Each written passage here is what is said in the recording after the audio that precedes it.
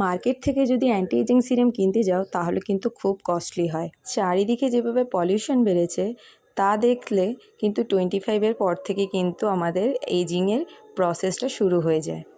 তার জন্য তোমাদের বাজার থেকে অত দাম দিয়ে সিরাম কেনার কোনো দরকার নেই। আজকে আমি দেখাবো কিভাবে তোমরা বাড়িতে বসে অ্যান্টি এজিং সিরাম খুব কম প্রাইসের মধ্যে বানিয়ে ফেলতে পারবে। তো এখানে দেখে নিলে আমি ফ্ল্যাক্স সিডটা আমি কিভাবে জাল করে নিয়েছি। তো এখানে আমি 2 চামচ মতো ফ্ল্যাক্স সিড জাল করে নিয়েছি যতক্ষণ না জেল ফর্মে না এসে গেছে। ফ্ল্যাক্স সিডে কিন্তু আমাদের রয়েছে অ্যান্টি এজিং প্রপার্টি। ফ্ল্যাক্স সিডটাকে জাল করার পর সুতির কাপড় দিয়ে ভালো করে ছেঁকে নিয়েছি। তারপর সেটি ঠান্ডা হলে তার মধ্যে অ্যাড করতে হবে ভিটামিন ই ক্যাপসুল। তোমরা 3 থেকে 4টে এখানে অ্যাড করতে পারো। তোমরা সকলেই জানো ভিটামিন ই ক্যাপসুল আমাদের স্কিন এবং হেয়ারের জন্য কতটা উপকারী। এখানে আমি 3টি ইউজ করে নিয়েছি। এরপরে নিয়ে নিচ্ছি অ্যালোভেরা জেল। এখানে কিন্তু ফ্রেশ অ্যালোভেরা ইউজ করা একদমই যাবে না, বাজারের কেনাটাই ইউজ করতে হবে। তারপর এটিকে ভালো করে নেড়ে নিতে হবে যতক্ষণ না পুরো মিক্স না হয়ে যায়।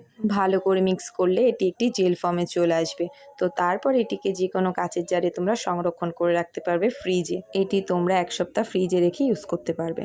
এটা তোমরা রাত্রিবেলা ইউজ করে দেখো, সিরাম হিসেবে দারুণ এফেক্টিভ একটা সিরাম। আমি এটি অনেক দিন ধরে ইউজ করছি, আমার কিন্তু বেশ ভালো লাগে স্কিন থেকে। কিন্তু আশা করছি ভিডিওটি সবার ভালো লেগেছে। সবাইকে টাটা।